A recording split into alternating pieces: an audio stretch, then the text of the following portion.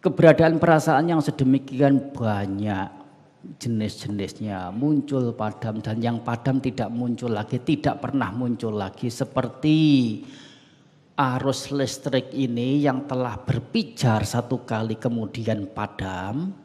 Apakah dia akan berpijar ulang yang padam ini? Tidak akan pernah berpijar lagi untuk dalam waktu yang sangat lama setelah dia berproses dalam reaksi kimia, reaksi atom, baru kemudian memungkinkan memijarkan cahaya lagi. Tapi setelah berubah bentuk. Tetapi setelah terpijarkan, partikel itu tidak berpijar lagi, akan padam. Dan yang berpijar terus, yang tampaknya seperti satu ini adalah kelanjutan pijar berpijar partikel. Tidak pernah muncul lagi yang sudah padam. Demikian pula perasaan yang muncul. Yang telah muncul sekali dia padam dan tidak akan pernah muncul lagi. Sehingga perasaan yang muncul satu lagi sesuatu yang beda, bukan perasaan yang sama sebelumnya. Dan ini kenyataannya. Orang menganggap perasaan sebagai yang ada diri. Karena apa? Karena tampak dari luar seperti sebuah onggokan, yaitu apa? Sesuatu yang merasakan. Sesuatu yang merasakan, ada seperti ada bentuknya, bentuk abstraknya perasaan. Seperti kita membayangkan yang namanya aman, yaitu keamanan. Meskipun keamanan itu abstrak, kita bisa membayangkan toh apa itu aman. Demikian pula yang namanya tadi perasaan itu tadi. Yang tidak ada intinya, tidak ada dirinya, menganggapnya sebagai sesuatu yang ada onggokan, ada bentuknya.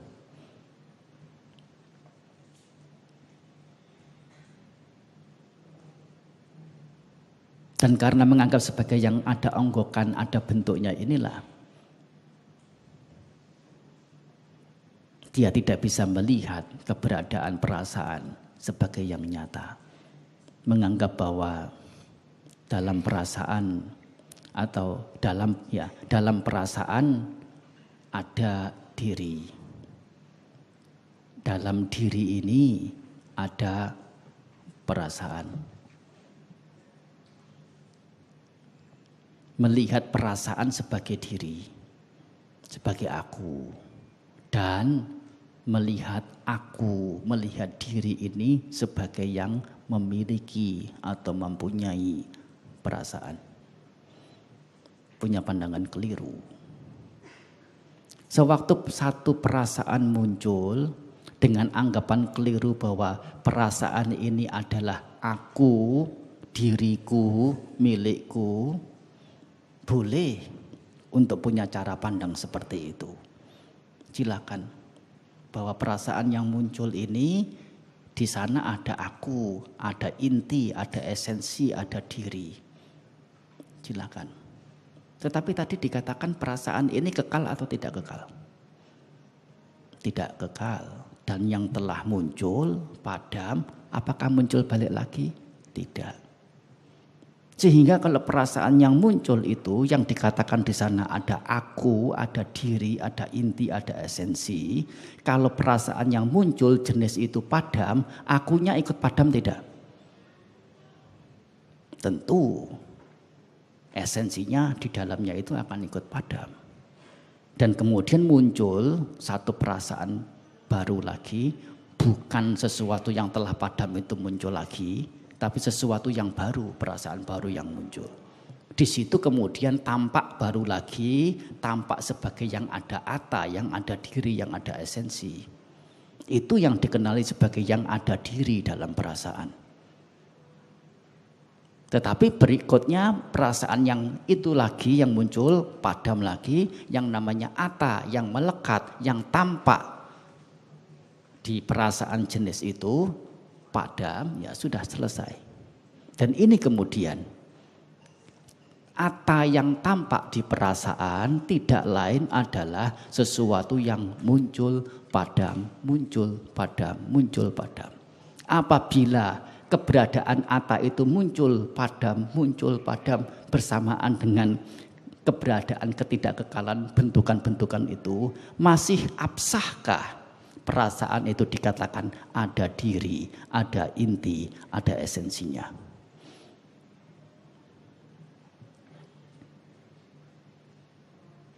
Tidak ada keabsahan lagi. Dan untuk apa? Menganggap ketidakabsahan perasaan sebagai yang ada diri ini. Karena melihat perasaan sebagai yang tidak ada diri, tidak ada inti, menjadi tidak timpal lagi untuk melekati segala sesuatunya. Termasuk tidak melekati perasaan. Termasuk melekati perasaan maksudnya. Melekati perasaan pun tidak ada timpalnya. Karena apa? Perasaan tidak ada inti. Andai perasaan itu ada inti, timpal untuk dilekati. Baik perasaan sendiri maupun perasaan orang lain. Timpal untuk dilekati. Tapi ternyata perasaan itu kosong, tidak ada inti, tidak ada esensi. Yang merasakan sendiri itu juga ternyata kosong, tidak ada inti dalam perasaan sosok yang merasakan itu. Mau melekati, mengenyam perasaan seperti itu, melekati demi siapa? Kalau tidak ada inti, tidak ada esensi. Dan karena tidak ada tujuan lagi untuk siapa melekati, dan tidak ada tampak lagi siapa atau apa yang sesungguhnya dilekati, akankah dia masih melekati? Dan kalau tidak melekati, apakah masih mengingini? Kalau tidak mengingini, akan munculkah kotoran batin? Dan setelah kotoran batin muncul, itu yang dinamakan dengan kepadaman, itu yang dinamakan dengan nibbana. Munculnya kepadaman kotoran batin karena pengetahuan benar. Ini adalah ditekankan, diulang dan diulang. Diulang dan diulang lagi uraian seperti ini, oleh karena ini yang menjadi esensi dalam penjelasan panjang lebar ini. Penjelasan Paticca Samuppada tidak akan ada gunanya kalau tidak didasari dengan cara melihat Paticca Samuppada secara benar, yaitu sebagai jalan, sebagai upaya untuk mengakhiri derita. Bagaimana caranya? Walaupun Paticca Samuppada secara etente secara keberadaannya sendiri sebagai sesuatu yang mendalam, yang menggugah, yang menarik untuk diketahui, menantang untuk diketahui karena kedalamannya. Tapi ya bukan soal kedalamannya melulu. Tujuan dalam mengerti Paticca Samuppada itu yang harus lebih ditekankan. Setelah pada sisi perasaan ini menjadi penyebab, dan perasaan ini pula yang dijadikan oleh Sang Buddha, dijadikan alat oleh Sang Buddha dalam mengajar para siswa untuk menggunakannya sebagai bahan perenungan di perasaan ini.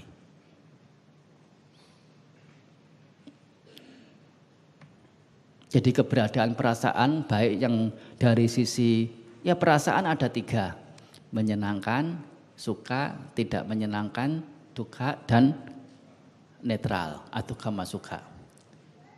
3 perasaan ini ada di ke-6 indera.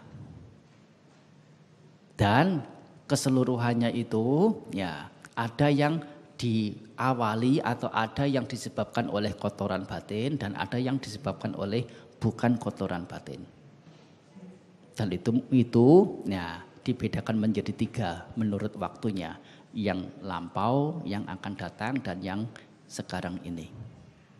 Menjadi 108.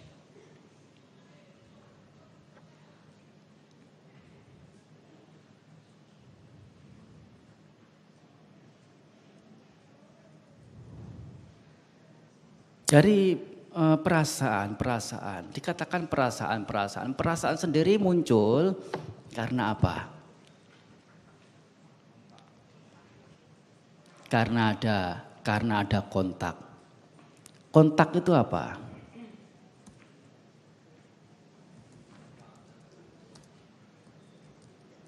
Kontak itu apa? Artinya adalah pertemuan. Di sini adalah pertemuan antara landasan indera dalam. Yang dimaksud di sini adalah saraf mata. Saraf mata melihat tampakan. Maksudnya tampakan ini apa? Sesuatu yang tampak oleh mata disebut dengan tampakan. Beda dengan penampakannya.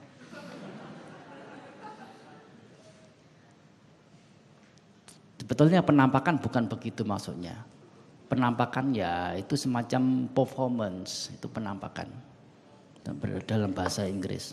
Penampakan diartikan ke sesuatu yang membuat ketawa.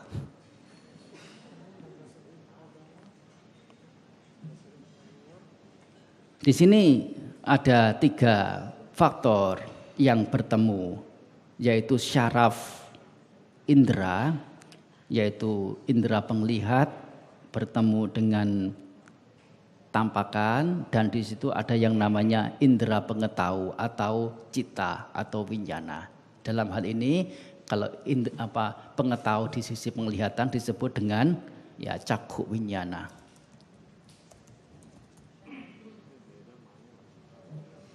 Jadi secara umum adalah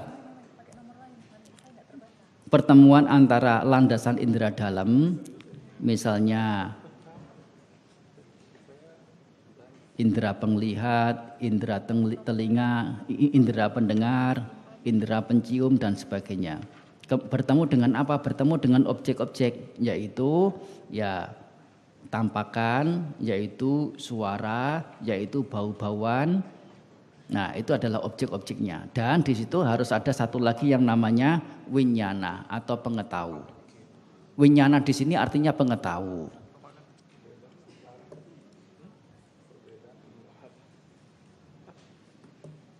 Karena yang mengetahui objek. Kalau diterjemahkan kesadaran agak rancu jadinya. Sati juga diterjemahkan kesadaran. Sampajanya juga diterjemahkan kesadaran. Banyak hal yang lain diterjemahkan kesadaran. Dan kesadaran yang di situ sudah bercampur dengan yang namanya cetasika atau kondisi batiniah yang macam-macam. Tapi di sini winyana di sini murni satu keberadaan yang mengetahui objek sebelum cetasika yang macam-macam, termasuk perasaan, termasuk kehendak, termasuk phasa, termasuk manasikara, termasuk panya, termasuk kilesa, semuanya belum ada bercampur di situ. Ini namanya winyana murni.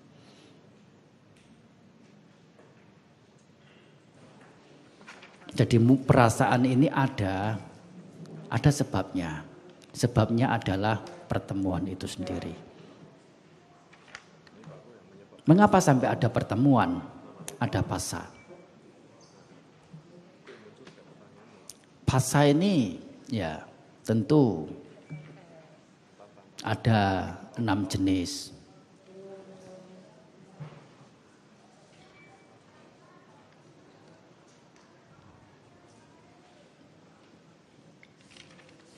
Atau bisa juga dirinci menjadi 36 jenis juga. Sebagaimana yang diuraikan tadi, sealur dengan perincian perasaan. Hanya dalam bahasa ini bukan dibedakan menjadi niramisa dan samisa, yaitu dengan kotoran batin dan bukan kotoran batin, tetapi dibedakan melalui phasa atau pertemuan sendiri, diri sendiri yang ada pada indera sendiri, dan pertemuan atau phasa yang terjadi pada pihak lain atau orang lain.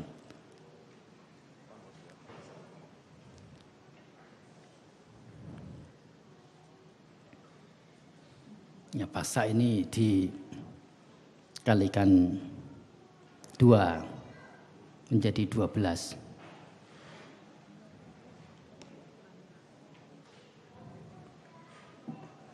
Ditinjau dari sisi mendatang, yang akan datang, yang lampau dan sekarang, dipilah menjadi 3 lagi, yaitu menjadi 36, 12 kali 3.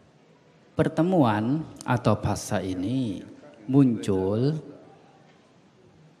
karena ada keenam landasan indera sebagaimana disebutkan.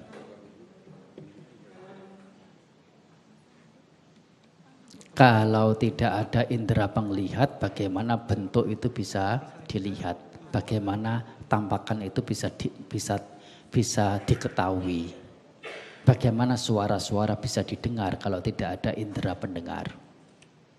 Karena ada indera pendengar, ada indera penglihat, ada indera pencium, ini semua objek bisa diketahui, bisa dikenali. Dan ini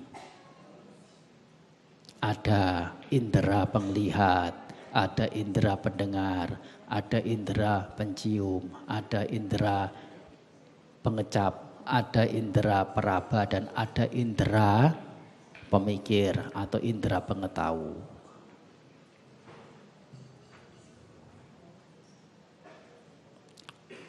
Sebagai ayatana, sebagai landasan atau sebagai sarafnya. Dan ayatana ini termasuk jenis rupa juga. Nanti akan bisa dijelaskan.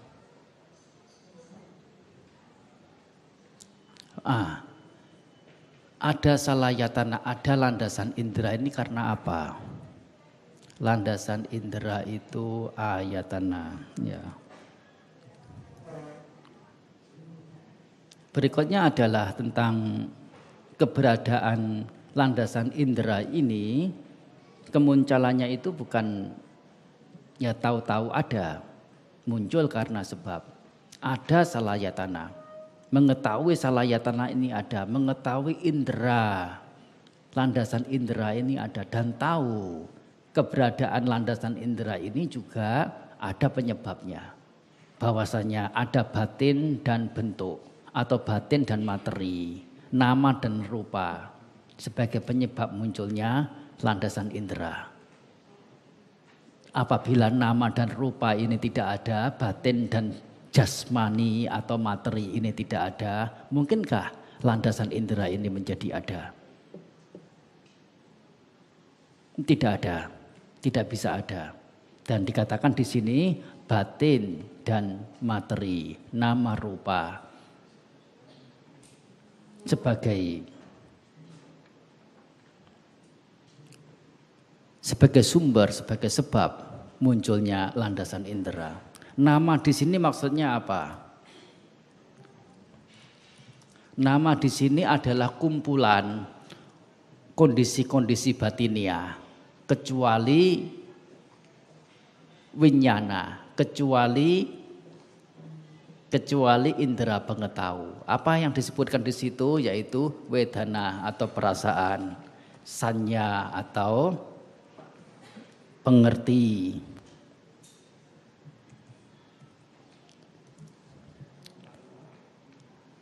Dan 3 lagi,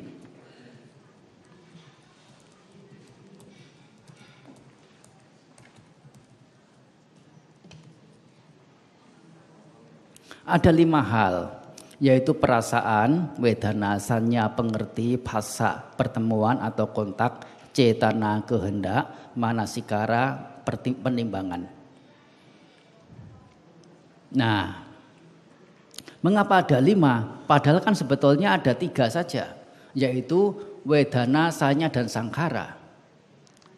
Nah, tidak lain adalah sangkara ini yang dimaksud adalah kumpulan dari phassa, cetana, dan manasikara. Itulah yang disebut dengan sangkara. Apa itu phassa? Pertemuan. Apa itu cetana? Kehendak. Ada kontak di situ, ada kehendak di situ, ada penimbangan di situ. Keseluruhan itu, prosesnya itu disebut dengan bentukan atau pembentukan. Yaitu karma itu sendiri. Ada pembentukan baik, ada pembentukan buruk, ya tergantung. Yang muncul itu bentuk batinnya apa? Disertai dengan apa? Disertai dengan loba, keserakahan, dosa, kebencian, atau meta, cinta kasih, atau apa namanya ini, khanti, kesabaran, tergantung kondisi batinnya apa yang menjadi pemuncul, pemicu dalam berpikir itu. Kalau sebabnya adalah kondisi batiniah yang baik, ya phassa, cetana, manasikara ini akan membentuk hal-hal yang baik. Dalam pengertian lain akan melakukan perbuatan baik. Perbuatan baik sudah berhasil saat pikiran berpikir memikirkan sesuatu yang buruk dan sesuatu yang baik di situ. Jauh sebelum apa yang dipikirkan yang sudah muncul dalam pikiran itu ya dicuatkan, ditumpahkan dalam bentuk perbuatan jasmaniah atau perbuatan secara ucapan. Ini yang disebut dengan nama. Nama sendiri terdiri dari 5 hal, yaitu perasaan, wedana, sanya, pengerti, phassa, pertemuan atau kontak, cetana, kehendak. Perlu ditulis terjemahannya ya. Ya. Sedangkan yang disebut rupa itu apa? Rupa di sini adalah jasmani ini.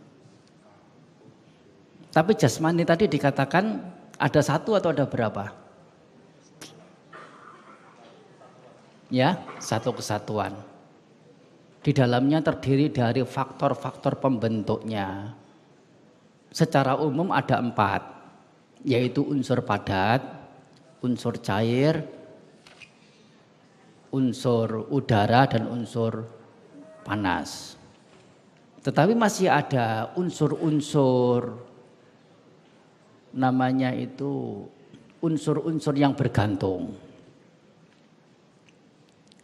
Unsur-unsur yang bergantung pada unsur utama ini. Jadi unsur utama itu ada 4. Ada 4 mahabhuta rupa. 4 mahabhuta rupa yang dikatakan tadi unsur padat, ya padat, cair, udara, dan panas. Ya. Dan 24 upadaya rupa. Disebut upadaya itu artinya bergantung. Keberadaan upadaya rupa ini hanya muncul apabila ada mahabhuta rupa. Apabila mahabhuta rupa ini tidak ada, upadaya rupa ini tidak mungkin ada. Tetapi mahabhuta rupa memungkinkan ada tanpa upadaya rupa. Sudah tentunya itu.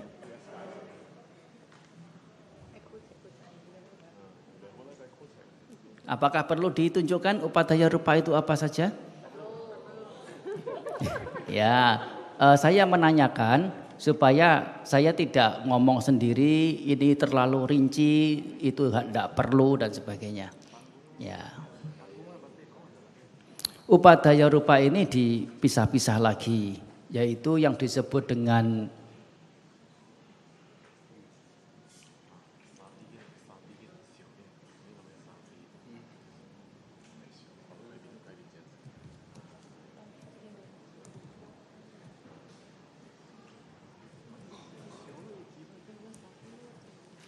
pesada rupa. Apa itu pesada rupa? materi yang menjadi indera. Materi yang menjadi landasan indera. Indera penglihat, indera pencium, indera pendengar, indera pengrasa atau pengecap, indera peraba dan indera pemikir atau indera pengetahu. Pasada rupa ini pasada rupa yaitu hanya ada 5. Itu tidak termasuk yang keenam, yaitu indera pengetahuan tidak termasuk. Oleh karena ini berkaitan dengan rupa saja. Jadi semuanya ada 5. Selain itu ada juga yang namanya gocara rupa. Apa itu gocara rupa? Adalah objek-objek di mana pasada rupa ini berbenturan atau mengadakan pertemuan. Gocara rupa itu seperti apa? Seperti tampakan, suara, apalagi bau, apalagi rasa, apalagi ya cukup. Bahwa rupa ada 2, yaitu keberadaan yang menjadi sifat yang menjadi ciri pada materi itu, yaitu apa?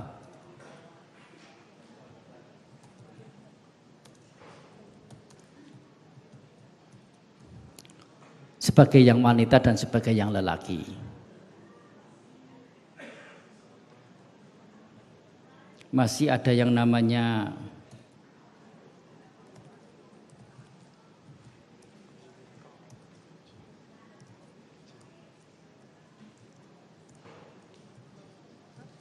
jiwita rupa. Tidak lain adalah satu indera yang melangsungkan keberadaan ini, melangsungkan keberadaan rupa itu. Sesuatu yang melangsungkan keberadaan rupa ini disebut dengan jiwitindriya.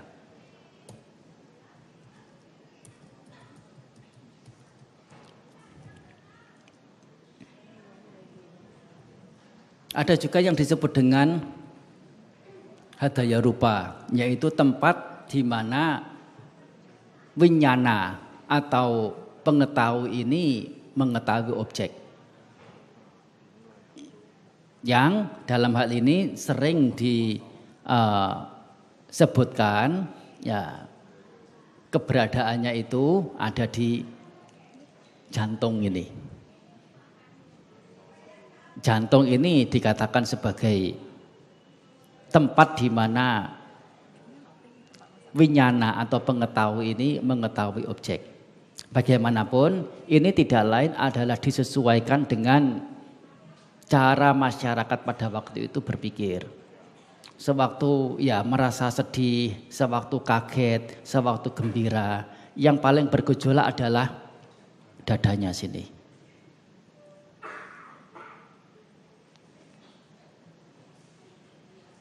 Tetapi dalam kesempatan yang lain tentu disebutkan bahwa yang namanya winyana bukan hanya di jantung atau apalagi dalam pengertian kita di otak, di kepala sini. Winyana di seluruh tubuh, kecuali rambut, kuku, gigi, dan tulang. Kulit ari tidak ada.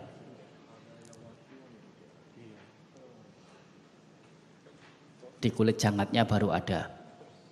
Kuku tidak ada. Semuanya winyana ada di situ. Di mata ada, di telinga ada.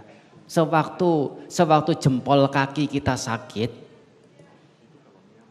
muncul perasaan, ya, winyana atau pengetahu, kesadaran pengetahu ada di jempol kaki situ, tidak ada di otak. Sewaktu mendengar suara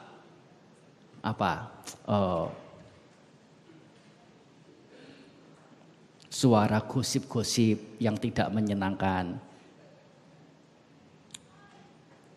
winyana ada di telinga sana. Pengetahu ada, kesadaran pengetahu atau indera pengetahu ada di di telinga sana. Demikian pula sewaktu melihat, sewaktu menulis, sewaktu menggerakkan tangan. Winyana ada di tangan sana. Winyana ada di mana-mana.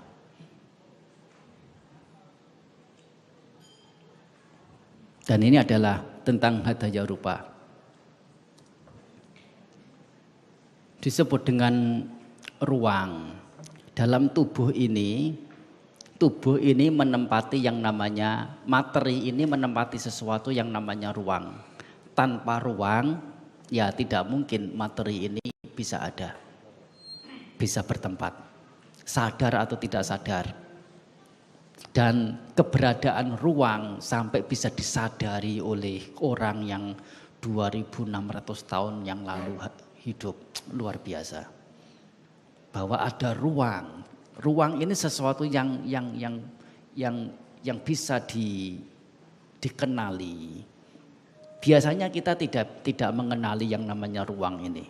Yang ada ya ada sesuatu, tidak sampai terpikir ruang itu sangat diperlukan. Dan di sini yang namanya tubuh atau materi ini salah satu dari bagiannya adalah adanya ruang ini. Tanpa ada ruang, nah keberadaan jasmani materi ini juga tidak akan mungkin bisa terjadi. Selain dari pariceda rupa yang berarti adalah ruang, ada satu lagi juga yang disebut dengan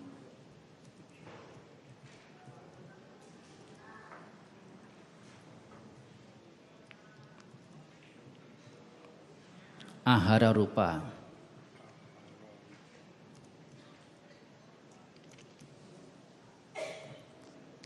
Ahara rupa ini maksudnya adalah oja atau nutrisi. Yang namanya materi, tubuh ini butuh asupan nutrisi atau oja, disebut dengan ahara. Winyati ini artinya adalah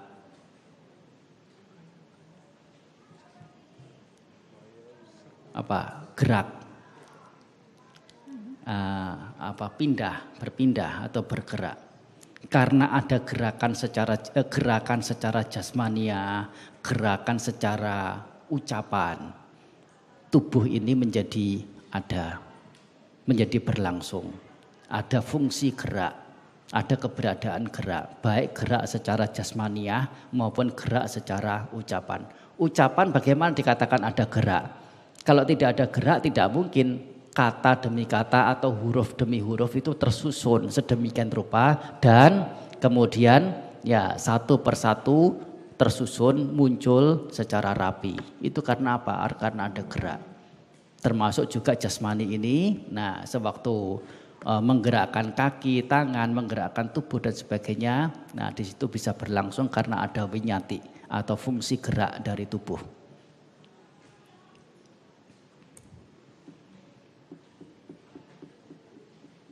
Satu lagi yang namanya wikara. Wikara rupa. Wikara rupa ada 3. Wikara ini artinya keberadaan sesuatu yang beda dari sebelumnya. Disebut dengan wikara. Keberadaan beda dari yang sebelumnya ini ditandai dengan lahuta. Apa itu? Punya sifat yang cepat, cekatan. Jadi yang namanya tubuh ini mengalami perubahan yang sangat-sangat cepat. Kita bisa sadari di tubuh kita ini 24 jam tidak pernah berhenti. Selalu bekerja. Darah selalu mengalir. Sel-sel selalu diambil kalau sudah usang, diganti yang baru lagi, berubah-ubah terus. Tidak pernah berhenti dan terus seperti itu. Muduta di sini adalah sifatnya lentur. punya sifat yang lentur atau empuk atau elastis. Muduta. Kamanyata, ya, kamanyata ini memungkinkan untuk melakukan suatu pekerjaan.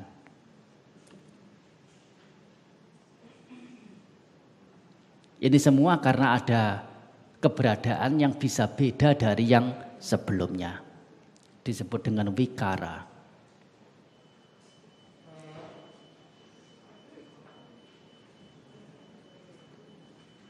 Satu lagi yang terakhir adalah laksana rupa.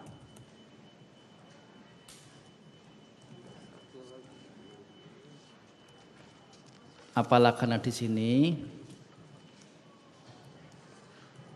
Yaitu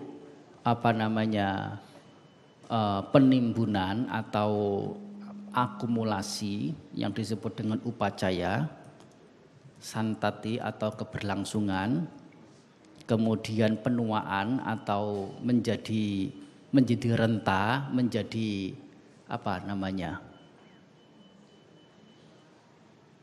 nama lainnya apa?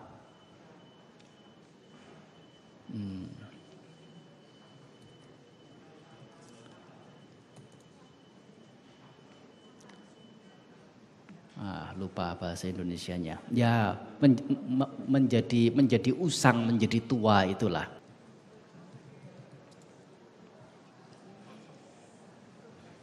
Nah, hanya saja antara upacaya yaitu akumulasi dan santati keberlangsungan biasanya digabungkan menjadi satu, yaitu yang disebut dengan jati, kelahiran, kemudian ada jarata yaitu keusangan, dan satu lagi anicata yaitu ketidakkekalan. Jadi secara umumnya sebetulnya hanya ada 3. Nah, mari kita hitung satu persatu. Ini tetap ada 4 sesuai dengan faktor yang ada yang tampak di sini, nanti dikurangi 1.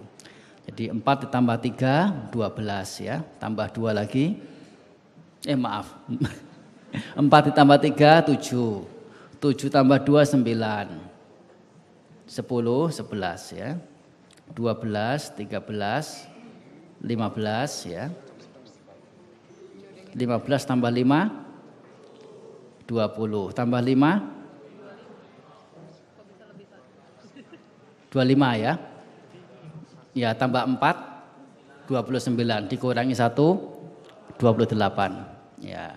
Jadi semua rupa, semua materi itu jumlahnya ada 28 ini. Tetapi 4 yang lainnya itu adalah sebagai yang indo, sebagai yang utama. Pada intinya sih hanya ada 4 saja. Hanya dirinci yang 24 itu untuk memberikan rincian ciri-ciri dari rupa yang terbentuk melalui bahan utama 4 buta rupa ini. Ini menjadi ada 24 jenis rupa. Dan ini yang disebut dengan nama rupa. Nama rupa ada jasmani, ada batin, inilah yang kemudian memunculkan selayatana atau landasan indera dalam 6 hal. Nama rupa ini, nama rupa ini karena adanya karena apa? Ya?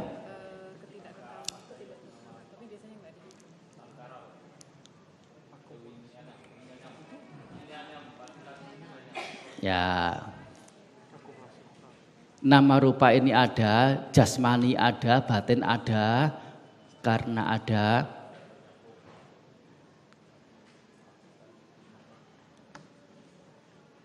ada winyana. Apa itu winyana? Yaitu yang kita sebut kesadaran atau indera pengetahu.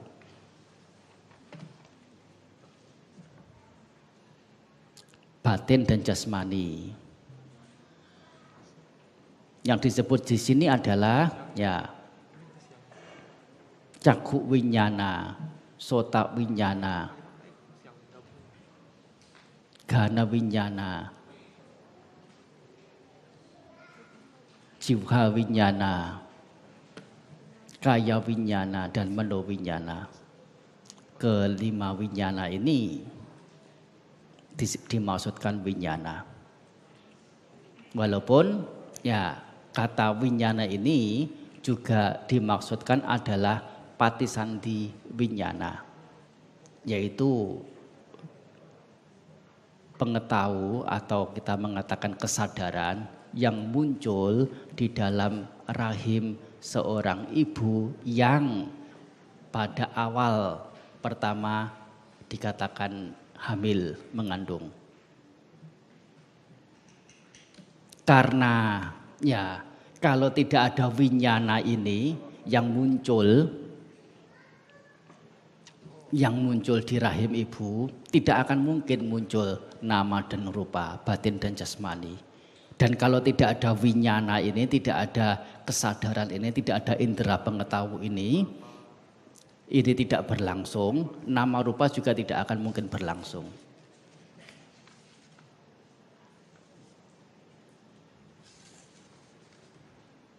Maksud saya adanya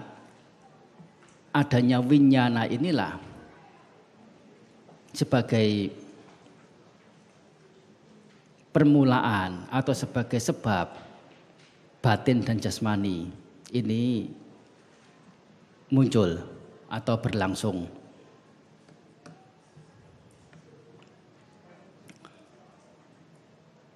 Winyana sendiri ya muncul winyana karena ada winyana itu buah akibat.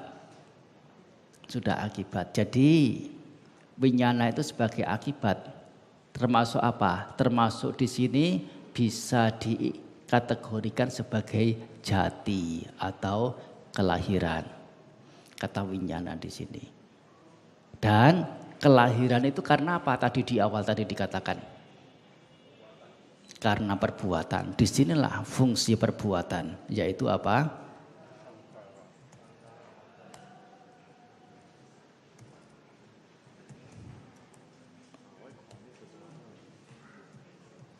Sangkhara.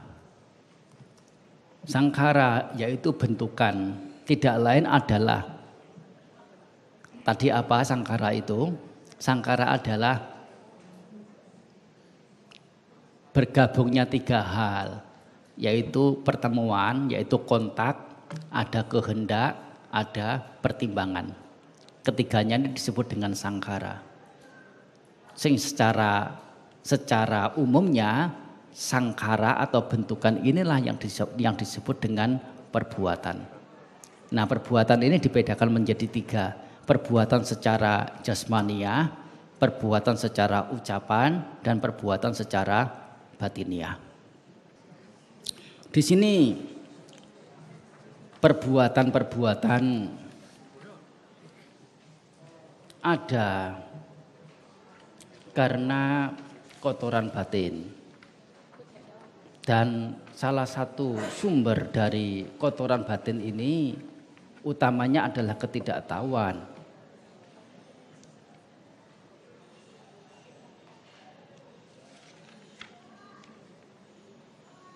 Ketidaktahuan dalam hal apa saja.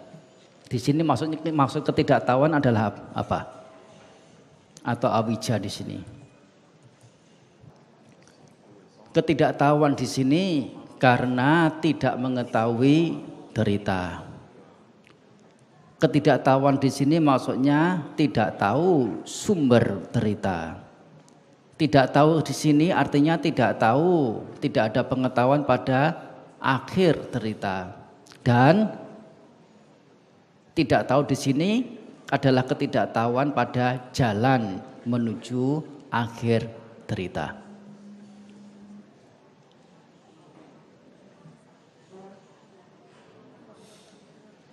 Atau secara umum apabila dirinci, awija tidak lain adalah kilesa atau kotoran batin.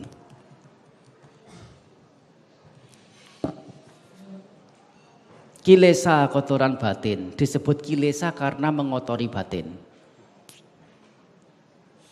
Dan kilesa ini apabila ditinjau satu persatu, butir per butir, ada 1.500 macam kilesa.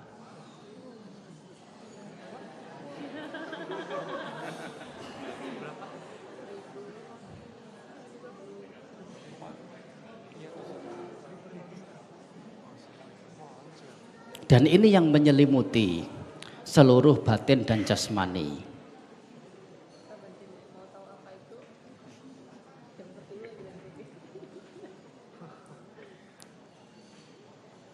Kilesa ini secara jenisnya dibedakan menjadi 10. Tetapi 10 ini muncul di batin, muncul di kondisi batiniah, muncul di jasmani. Dan muncul di dalam diri sendiri dan muncul di orang luar. Sehingga menjadi 1.500. Apa saja 1.500?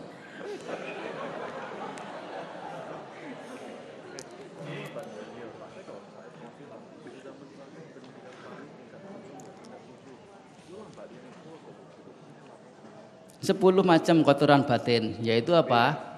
Loba, dosa, moha, apa lagi? Ya, mana. Kemudian apa? Titik pandangan keliru. Mana ini artinya ya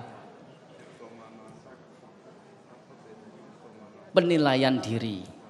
Penilaian diri, merasa lebih tinggi dari yang lain, atau orang katakan sombong ya, atau merasa setara dengan orang lain, termasuk merasa lebih rendah dari orang lain, termasuk kotoran batin yang disebut mana ini.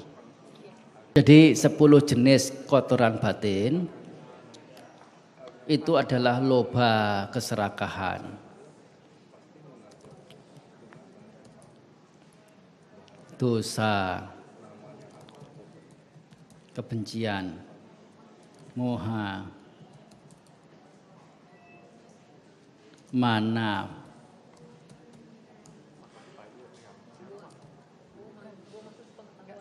udaca. Udaca itu artinya apa? Pikiran yang apa? Pikiran yang mengembang keluar, namanya apa? Ya. Apa bedanya dengan kukuca? Ya. Apa bedanya kekhawatiran dan kegelisahan?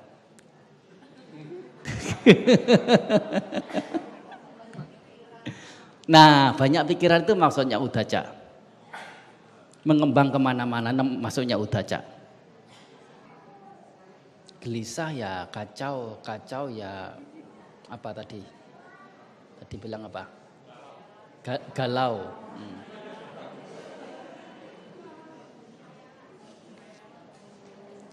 Bisa berkhayal, bisa mengembara, pikirannya yang mengembara, membumbung kemana-mana. Ini namanya udaca. Nah, ini 10. Semuanya ada 10 ya, betul ya? Ya, 10 ini dikalikan jadi ke-10 kotoran batin ini muncul di pikiran. Pikiran ada berapa? Pikiran hanya ada 1 saja. Setiap kali kemunculan hanya ada 1. Kecuali ya di sini apa namanya nibbana ada seluruhnya muncul di sini. Ada muncul di pikiran, ada muncul di jasmani dan muncul di kondisi batiniah atau disebut dengan cetasika.